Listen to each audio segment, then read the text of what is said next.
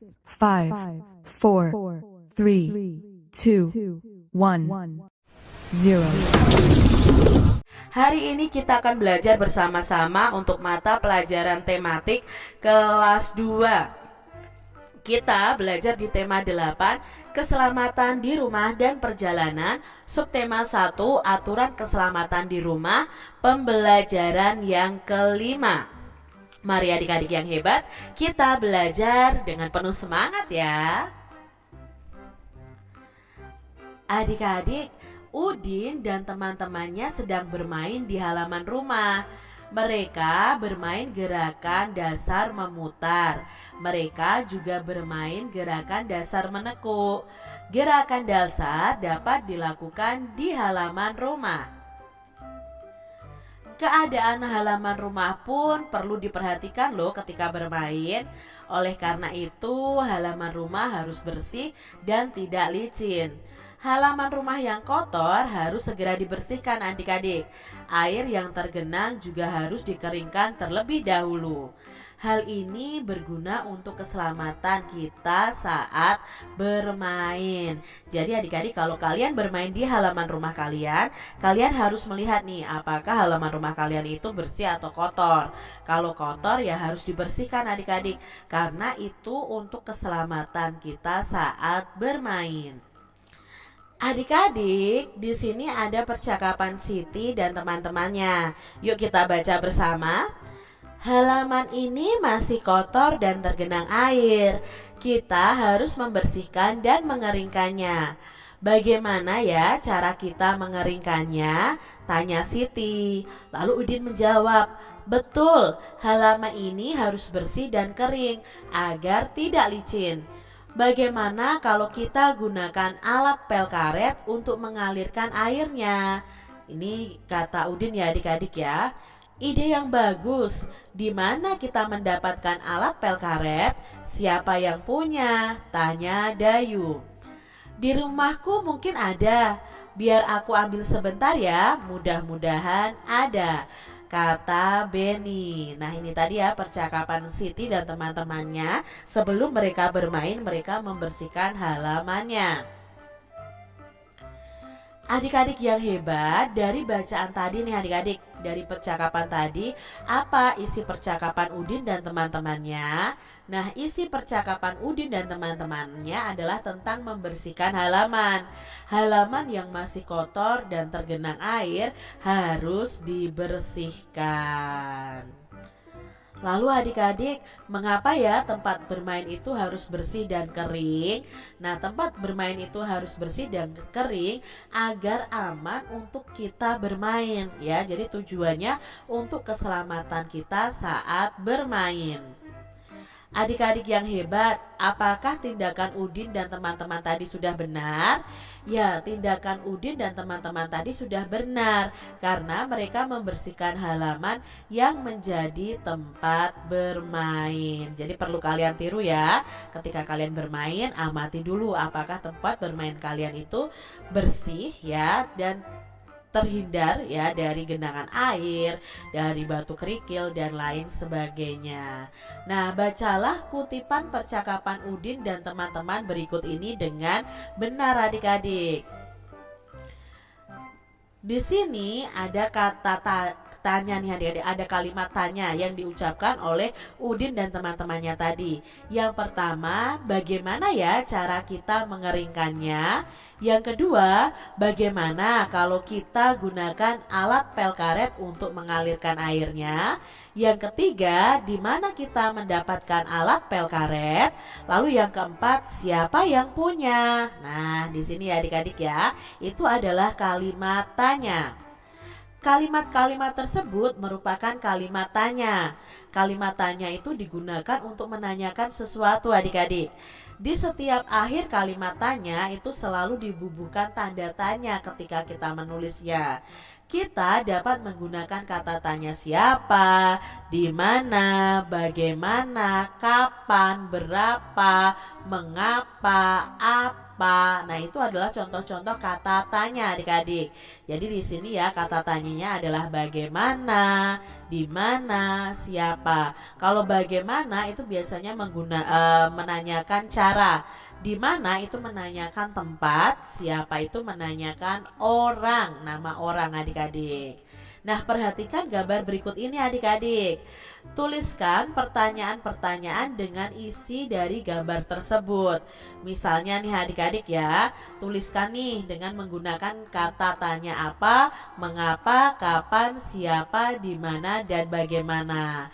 Contoh dari Kak Citra nih adik-adik dari gambar itu ya. Apa yang terjadi pada anak laki-laki itu? Menggunakan kata tanya apa?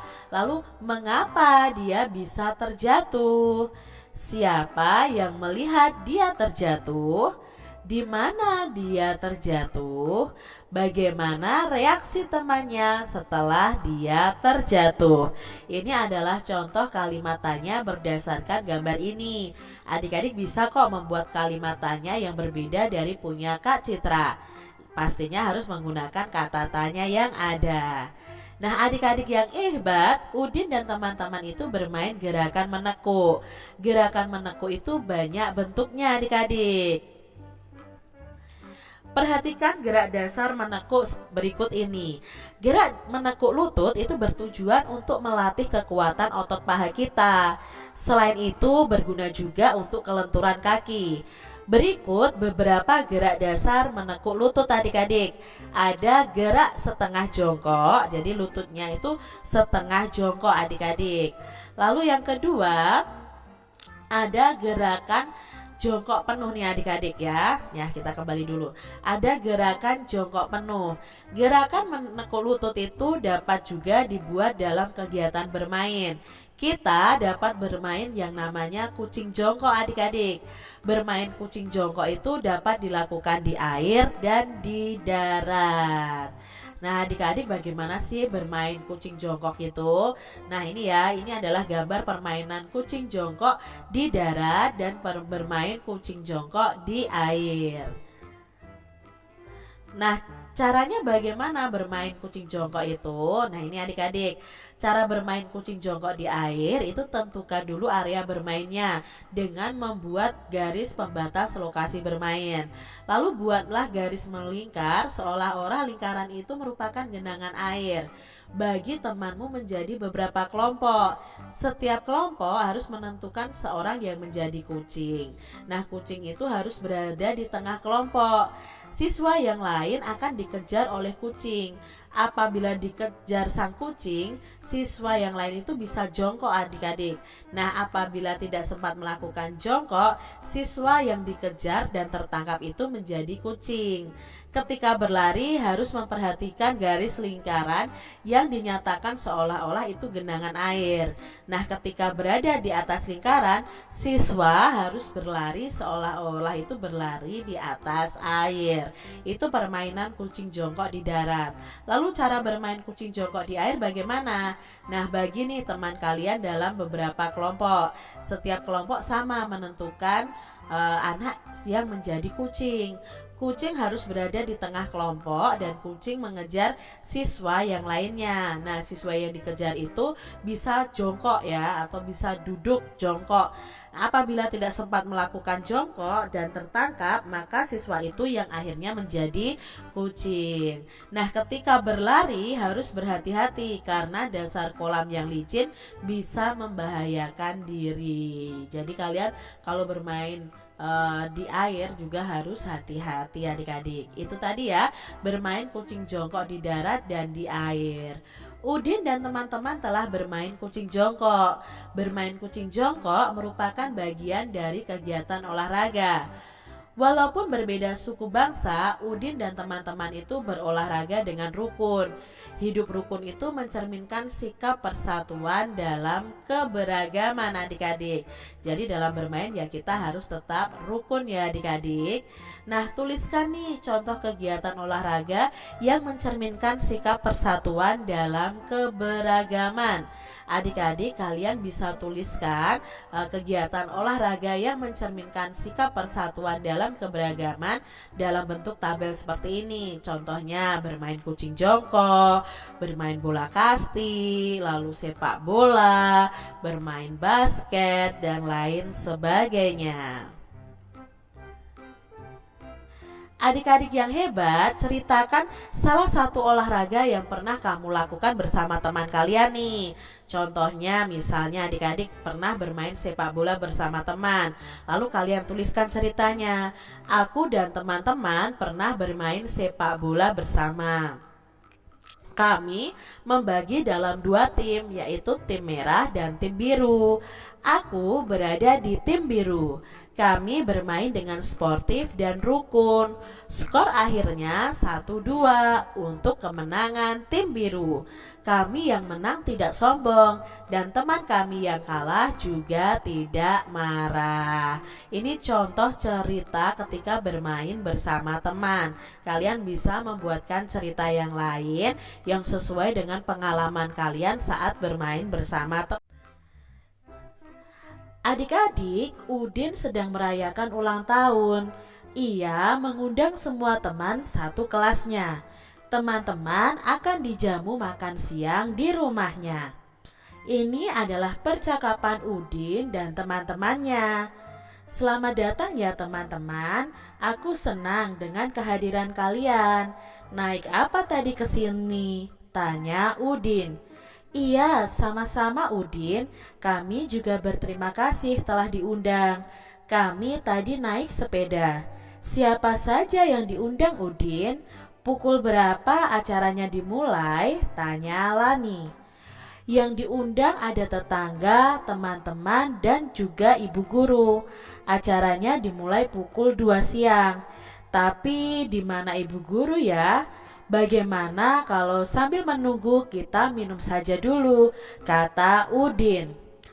Baiklah Udin, sebelum minum kita harus berdoa. Jangan lupa memegang gelas dengan hati-hati agar tidak pecah. Siapa yang mau memimpin doanya? Tanya Edo. Biar aku saja. Sebelum minum, mari kita berdoa menurut ajaran agama masing-masing. Berdoa mulai, kata Benny. Nah, adik-adik di sini percakapan Udin dan teman-temannya yang siap merayakan ulang tahun Udin. Apa isi percakapan Udin dan teman-temannya? Nah, isi percakapan Udin dan teman-temannya tadi, mereka sedang membicarakan siapa saja yang diundang di ulang tahun Udin. Lalu mereka akan minum bersama, dan sebelum mereka minum bersama, mereka berdoa. Udin dan teman-temannya tadi membicarakan tentang ulang tahunnya si Udin ya adik-adik ya. Nah, baca kalimat tanya di bawah ini. Masih ingatkah kamu kegunaan dari masing-masing kata tanya? Di sini ada kalimat tanya. Yang pertama, naik apa tadi ke sini? Yang kedua, siapa saja yang diundang Udin? Lalu yang ketiga, pukul berapa acaranya dimulai? Yang keempat, di mana ibu guru ya? Yang kelima, bagaimana kalau sambil menunggu kita minum saja dulu? Adik-adik, untuk mengetahui kegunaan dari masing-masing kata tanya, kalian bisa melihat video Kak Citra yang berjudul kata tanya. Nah, kata tanya atau kalimat tanya yang ada di channel Kak Citra. Nanti di situ akan dijelaskan dari masing-masing kegunaan dari masing-masing kata tanya, atau kalian tinggal klik link di description box, itu Kak Citra sudah cantumkan. Jadi di sini ada kata tanya apa, siapa, berapa, di mana, dan bagaimana. Nah, adik-adik kalian harus mengetahui ya kegunaan dari masing-masing kata tanya tersebut. Coba kamu simak video tentang kalimat tanya di YouTube channel Kak Citra. Yang ini nih adik-adik ya, videonya nanti kalian bisa lihat. Adik-adik, buatlah kalimat tanya berdasarkan gambar berikut. Jangan lupa ya, ketika kalian menuliskan kalimat tanya harus diakhiri dengan tanda tanya. Misalnya di sini ada kue tar, lalu dikelilingi oleh kata tanya siapa, apa, mengapa, kapan, bagaimana, dan di mana. Contohnya nih adik-adik, siapa yang membuat kue tar itu? Apa saja bahan yang digunakan untuk membuat kue tar? Mengapa kue tar itu dihias dengan stroberi?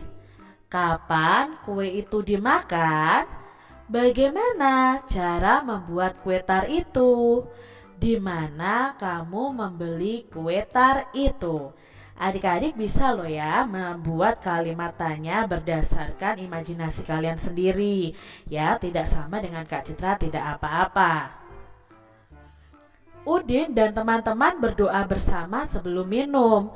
Berdoa itu merupakan salah satu contoh perwujudan menjalankan ibadah adik-adik. Mereka berdoa sesuai ajaran agama masing-masing. Mereka tidak saling memaksakan kehendak. Udin dan teman-temannya ini menunjukkan sikap hidup rukun. Nah, sikap hidup rukun itu merupakan wujud persatuan dalam keragaman.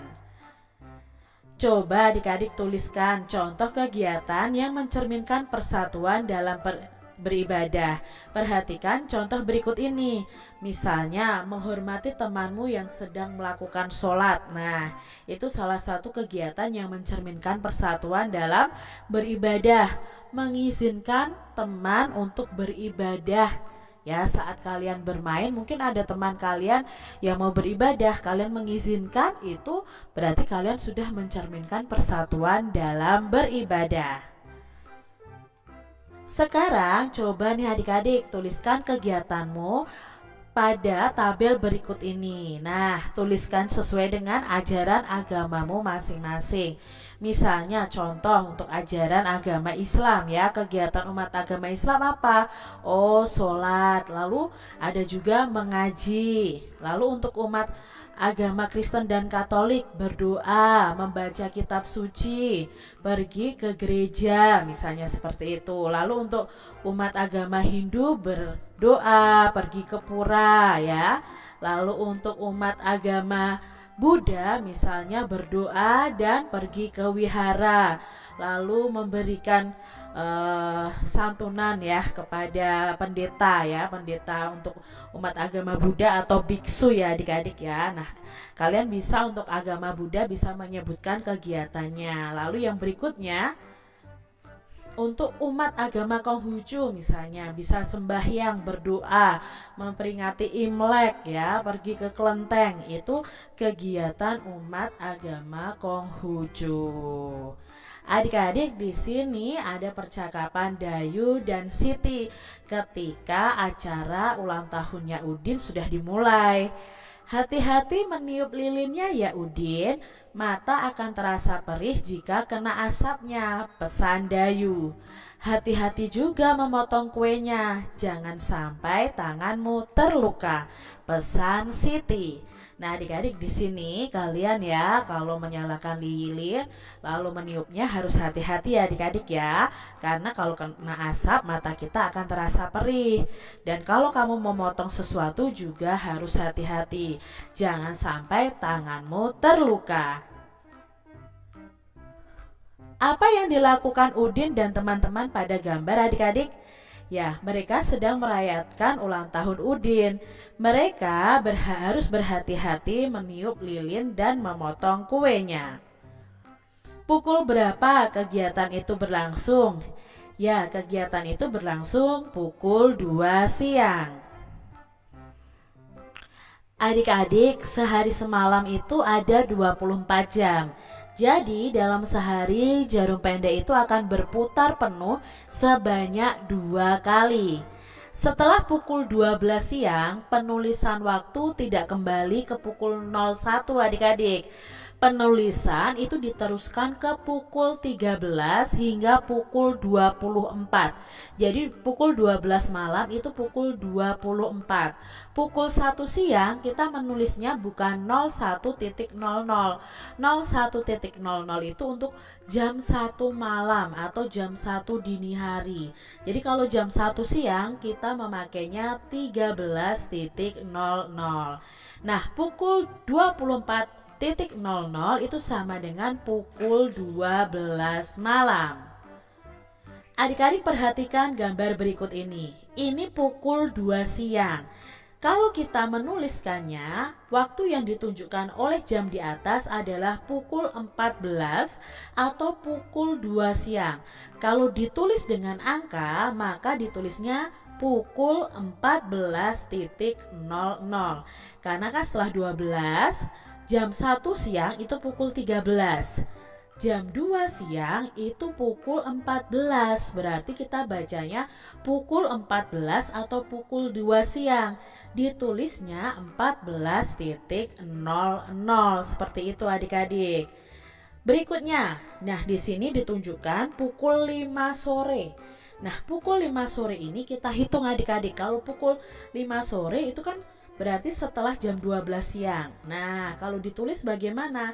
Kita hitung ya, ini kan 12. Setelah jam 12 siang, lalu jam 13, 14, 15, 16, 17.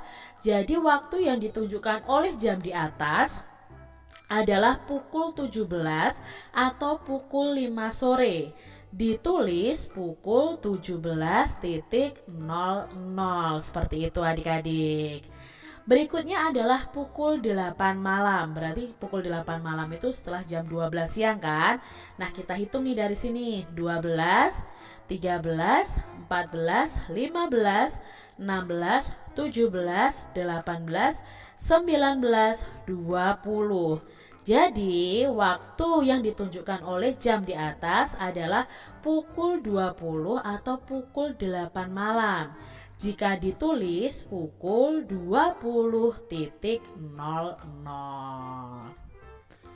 Nah, adik-adik, sekarang ada soal yang akan kita bahas bersama. Di sini ada jam yang menunjukkan pukul 9 malam. Nah, waktu yang ditunjukkan oleh jam di samping adalah pukul berapa adik-adik? Kalau jam 9 malam kan otomatis lebih dari jam 12 siang. Maka kita hitung nih, pukul 13, 14, 15, 16, 17, 18, 19, 20, 21. Jadi ini pukul 21 atau pukul 9 malam. Jika ditulis pukul 21.00. Kita lihat jam berikutnya, pukul 3 sore adik-adik. Jadi waktu yang ditunjukkan oleh jam di samping adalah pukul berapa? Kita hitung ya. 13, 14, 15. Maka di sini pukul 15 atau pukul 3 sore. Ditulis pukul 15.00. Kita lanjutkan adik-adik. Ada pukul 12 siang. Nah, kalau pukul 12 ya bacanya ya pukul 12 siang. Ditulisnya pukul 12.00. Kita lihat nih soal berikutnya. Di sini pukul 11 malam adik-adik. Nah, pukul 11 malam itu dibaca pukul berapa ya? Yuk kita cari tahu bersama-sama ya. 13, 14, 15, 16, 17, 18, 19, 20, 21, 22, 23. Jadi dibaca pukul 23 atau pukul 11 malam. Ditulisnya pukul 23.00.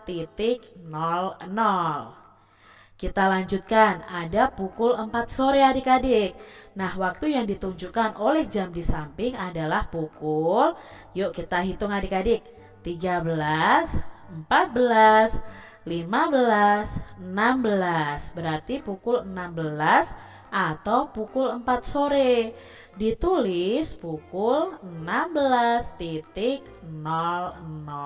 Seperti itu ya adik-adik ya.